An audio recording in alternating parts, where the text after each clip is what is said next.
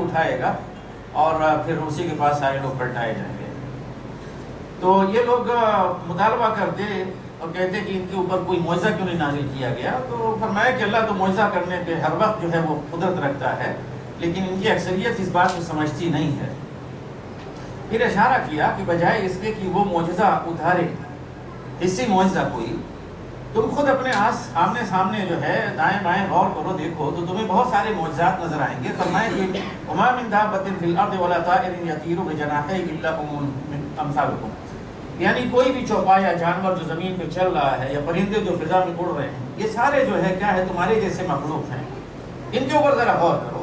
اب آپ دیکھیں کہ اللہ سبحانہ و تعالیٰ نے جتنی بھی چیزیں پیدا کی ہیں، ہم دیکھتے ہیں خود، ان میں سے ہر ایک کو جو کام دیا ہے اس کے کام کے لحاظ سے اس کو صلاحیت اور قوت اور توانائی دی ہے کہ نہیں دی۔ آپ شہد کی مکھی کو لے لیجیے، کسی پرندے کو کسی بھی پرندے کو لے لیجیے، تو جس مقصد کے لیے جتنا اس سے اللہ سبحانہ و تعالیٰ کو خدمت لینی ہے، اس کی جتنی زندگی ہے، زندگی کے لیے جو اس کے جو مسائل ہیں اور اس کی جو ضروریات ہیں، وہ سب تمام چیزوں کا اللہ سبحانہ و تعالیٰ نے بندوبست کیا ہے۔ تو ان چیزوں کا یعنی تمام جاندار جانوروں کا اور پرندوں کا اور ہر حشرات کا، تمام حشرات کا، انسیکٹس، ان کا کیا ہے، ان کے اندر معجزہ ہے۔ دوسری چیز یہ اس کی توجہ دلائی کہ خود تمہارے اپنے اندر اللہ سبحانہ و تعالیٰ نے یہ فطرتاً جو ہے یہ شعور ودیت کر دیا ہے کہ جب بھی تم کسی پریشانی میں اور مصیبت میں گرفتار ہوتے ہو تو باوجود ہے کہ اس سے پہلے تم پتہ نہیں کتنے لوگوں کو پوج رہے ہوتے ہو، تو بڑے بڑے بت ہوتے ہیں، بڑے بڑے ولی و پیر ہوتے ہیں، اور ان کی بڑا ناز ہوتا ہے تم کو کہ یہ بڑے کام آنے والے ہیں اور بچا لیں گے، لیکن حقیقت میں جب مصیبت آتی ہے تو سب کو بھول کر تم کس کو پکارتے ہو؟ اللہ۔ تو بڑے سے بڑا دہریہ بھی بھول جاتا ہے اپنے الہاد اور دہریہ پن کو، وہ اللہ کو یاد کرتا ہے جب مصیبت میں گرفتار ہوتا ہے۔ بڑے سے بڑے مشرکین جو ہے نا، ہزاروں جو بتوں کو پوجنے والے ہیں، وہ بھی تمام بتوں کو پھینک پھانک کے جو ہے نا بس ایک اللہ سب کے سامنے جو ہے گڑگڑانے لگتے ہیں۔ فرمایا کہ یہ جو اچانک تمہارے اندر سے یہ آواز نکلتی ہے اور تمہارا شعور بیدار ہوتا ہے اور ایک اللہ کی طرف متوجہ ہوتے، یہ کیا ہے؟ یہ اس بات کی دلیل نہیں ہے کہ ایک ہی اللہ ہے، اللہ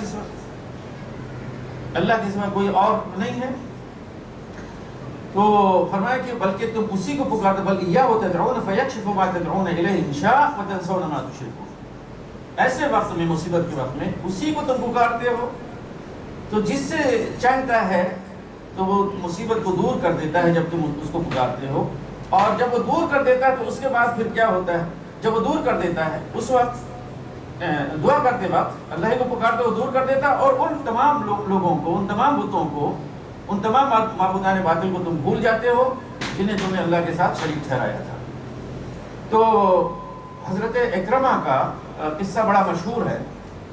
اکرمہ رضی اللہ تعالی عنہ، یعنی یہ شرف انہیں حاصل ہوا کہ وہ بھی ان لوگوں میں شامل ہوئے کہ جن کے لیے رضی اللہ تعالی عنہ کہا جاتا ہے، صحابہ کرام کی صف میں وہ شامل ہوئے۔ جانتے ہیں کون ہیں؟ اکرمہ ابو جہل کے بیٹے،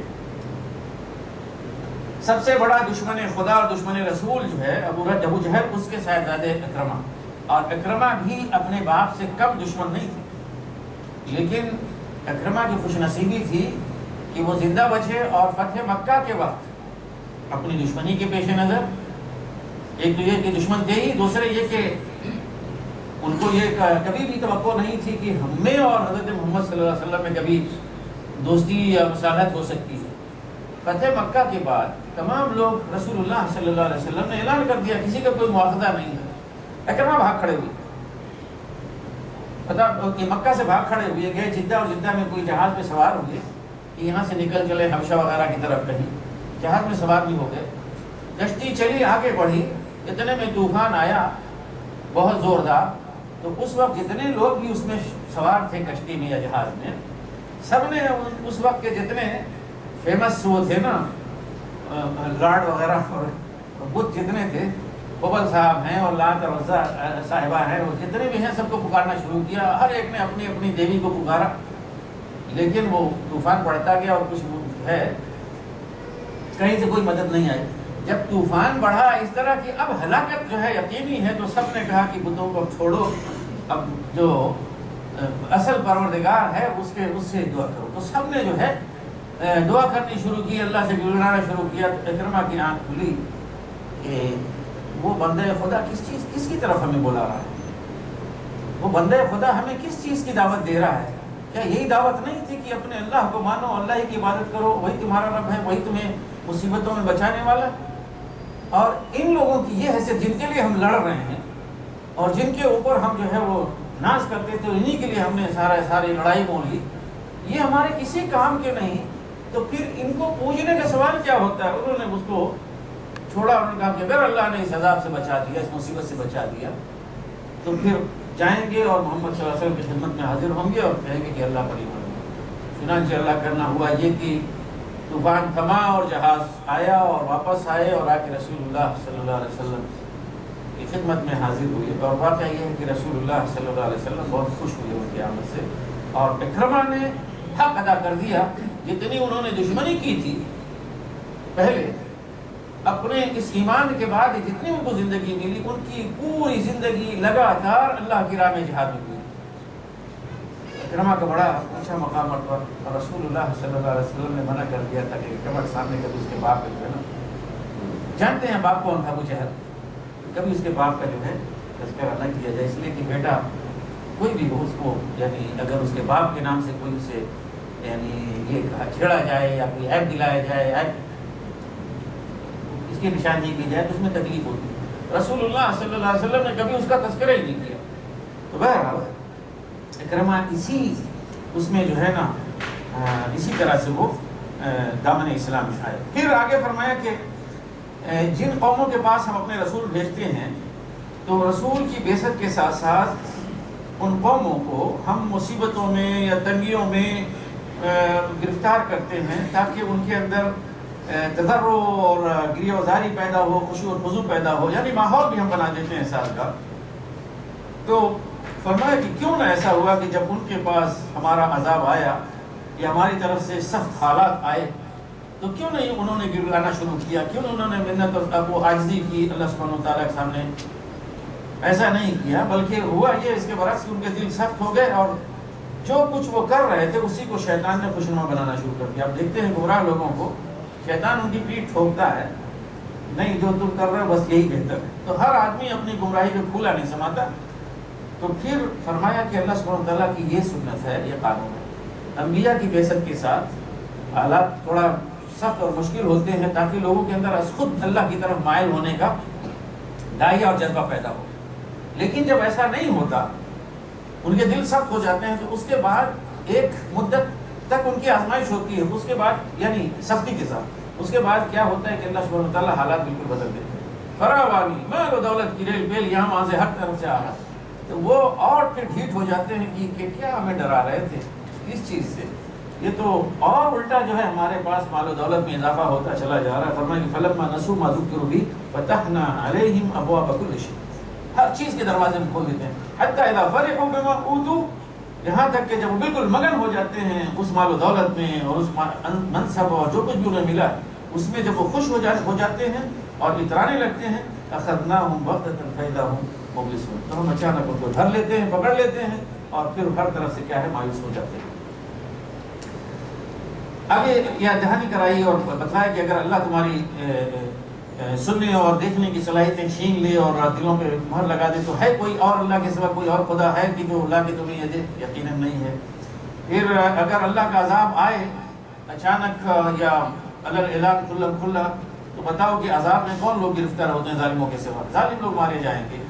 اور پھر رسول اللہ صلی اللہ علیہ وسلم کو ان کا اعتراض ہوتا تھا کہ بھئی بھلا اچھے رسول ہیں یہ، نہ ان کے پاس مال و دولت ہے اور نہ کچھ، تو ان کے جو اعتراضات تھے ان کے اعتراضات کو نقل نہیں کیا، ان کا جواب دیا گیا ہے، اس جواب سے ان کا سوال خود سمجھ میں آ جاتا ہے۔ اور آپ حضرات اس کو سن لیجئے اور جہاں ضرورت پڑے اس کو سنائیے، اس میں بعض چیزیں ہیں۔ قُلْ لَا أَقُولُ لَكُمْ عِنْدِي خَزَائِنُ اللَّهِ، آیت نمبر 50 کے بعد کہہ دو کہ میں کب کہتا ہوں، میں یہ نہیں کہتا کہ میرے پاس اللہ کے خزانے ہیں۔ یعنی وہ کہتے تھے کہ بھئی اگر نبی ہیں، اللہ کے نبی ہیں، ان کے ایمبیسڈر بن کے آئے ہیں تو ہونا تو یہ چاہیے کہ ان کے پاس یعنی کچھ مخصوص قسم کے حالات ہوں، دولت کی فراوانی ہو۔ ان کا میں کب کہتا ہوں کہ میرے پاس اللہ کے خزانے ہیں؟ وَلَا عَالَمُ الْغَيْبِ، اور میں نے کب دعویٰ کیا کہ میں غیب جانتا ہوں؟ یعنی غیب دانی کا میں نے کوئی دعویٰ تو نہیں کیا ہے، تو یہ میں خاص اس پہ توجہ دلانا چاہتا تھا. یہاں رسول اللہ صلی اللہ علیہ وسلم کی زبانی کی بات کہلوائی جا رہی ہے وَلَا أَعْلَمُ الْغَيْبَ، میں غیب نہیں جانتا. وَلَا أَقُولُ لَكُمْ إِنِّي مَلَكٌ، اور میں یہ بھی نہیں کہتا کہ میں فرشتہ ہوں. وہ کہتے تھے انسان کے بجائے فرشتہ آنا چاہیے. میں انسانوں میں انسان آگے تو کون سا جو ہے بڑا کارنامہ ہوگا. انسانوں کے پاس اللہ کو بھیجنا ہے تو انسانوں سے بلند کوئی چیز فرشتوں کو بھیجے. تو فرمایا کہ إِنَّ أَتَّبِعُ إِلَّا مَا يُوحَىٰ إِلَيَّ، میں تو صرف اسی چیز کی پیروی کرتا ہوں جو میری طرف وحی کی جاتی ہے. یعنی اس کے علاوہ میں نے کوئی دعویٰ نہیں کیا ہے کہ میرے پاس وحی آتی ہے، اسی وحی کو میں خود بھی اس کی اتباع کرتا ہوں، اسی وحی کو میں تم کو سناتا ہوں. تو اس وحی میں اگر کوئی علم غیب ہے تو ٹھیک ہے، لیکن مجھے ذاتی طور پہ کوئی علم غیب حاصل نہیں ہے، اور نہ ہی میرے پاس کوئی مالی اور دنیاوی لحاظ سے کوئی بڑا اعزاز حاصل ہے. میں نے کبھی اس کا دعویٰ نہیں کیا. البتہ یہ ہے کہ قل هل يستوي الأعمى والبصير، کیا اندھا اور بینا برابر ہو سکتے ہیں؟ نہیں ہو سکتے. مطلب یہ کہ تمہاری حالت اندھے کی ہے اور میری حالت بینا کی ہے، میں دیکھتا ہوں. یعنی حقائق جو جن کا تعلق غیب سے ہے، آخرت اور اس کی نعمت اور اس کا عذاب، یہ تمام چیزیں اور وہ تمام چیزیں جو جن کا تعلق غیب سے ہے، ان تمام چیزوں کے بارے میں مجھے مشاہدہ کرایا گیا ہے، مجھے بتایا گیا ہے. گویا میں ان کو اسی طرح سے جانتا ہوں جس طرح سے ایک انسان اس چیز کو جانتا ہے جس کو اس نے دیکھا ہے. تو میرا علم حقیقت پر مبنی ہے، اس لیے کہ وہ علم مجھے اللہ سبحانہ و تعالیٰ کی طرف سے ان چیزوں کے بارے میں ملا. اس کے برعکس ان کے بارے میں جو تمہارے تصورات ہیں غیب کے بارے میں اور غیب کی اشیاء کے بارے میں جو تمہارے تصورات ہیں، یہ تمام تر وہم پر، قیاس اور گمان پر یا آباء و اجداد کی تقلید پر مبنی ہے، کسی علم پر مبنی نہیں ہے. تو آباء و اجداد کی تقلید یہ نابینا پر ہے، اندھا پر ہے، اور علم حقیقی جو اللہ سبحانہ و تعالیٰ کی طرف سے آئے، یہی حقیقت میں اصل بینائی ہے. تو میرے اور تمہارے درمیان وہی فرق ہے جو ایک بینا میں اور نابینا میں ہوتا ہے. تو فرمایا کہ ان لوگوں کو ڈراؤ. نبی صلی اللہ علیہ وسلم سے کہا گیا کہ جو اس بات سے ڈرتے ہیں، جن کے اندر یہ خوف ہے کہ انہیں اللہ کے سامنے کھڑا کیا جائے گا اور جواب دہ مخلوق ہیں، انہیں ڈراؤ. ظاہر ہے کہ جن کے اندر یہ احساس نہیں ہے تو ان کو کوئی فائدہ نہیں، انہیں کوئی ڈرانے کا کوئی فائدہ نہیں. اور آخر میں بتایا کہ وہ لوگ جو اپنے رب کو صبح و شام پکارتے ہیں، یعنی دعا کرتے رہتے ہیں، اس کی عبادت میں لگے ہوئے ہیں، اللہ کی عبادت میں لگے ہوئے ہیں، انہیں اپنے سے دور نہ کرو، انہیں بھگاؤ نہیں، اس لیے کہ اللہ کی خوشنودی کے طالب یہ لوگ ہیں. تو ان کا جو عمل ہے اس کا حساب تمہارے پر کوئی نہیں ہے، یعنی تم سے کوئی مواخذہ نہیں ہوگا. مان لیجئے کہ اگر انہوں نے کوئی غلطی کی، کوئی غلط کام کیا، آپ سے نہیں کوئی پوچھا جائے گا اور نہیں آپ کا کوئی حساب کتاب ان کے اوپر ہے. اگر آپ نے ان کو بھگایا تو ظالموں میں سے آپ ہو جائیں گے. ظاہر ہے کہ رسول اللہ صلی اللہ علیہ وسلم بھگاتے نہیں تھے. یہاں پہ مراد کون لوگ ہیں؟ صحابہ کرام، جو بہت سارے اکثریت مکہ میں غریب غربا کی تھی، غلام ہیں، موالی ہیں اور معاشرے کے کمزور لوگ ہیں. تو یہ بڑے بڑے ابو جہل اور عتبہ اور شیبہ اور اس طرح کے لوگ جو ہیں وہ دیکھتے اور ہنستے. تو یہ بڑے بڑے لوگ، یعنی مسلمانے کے یہ سمجھے کہ سارے کرتا دھرتا تھے، اور قریش کے لوگ وہ بھی کرتا دھرتا. پورے عالم عرب میں ان کا چرچا تھا. یہ نہیں صرف مکہ میں لوگ جانتے تھے ابو جہل کو اور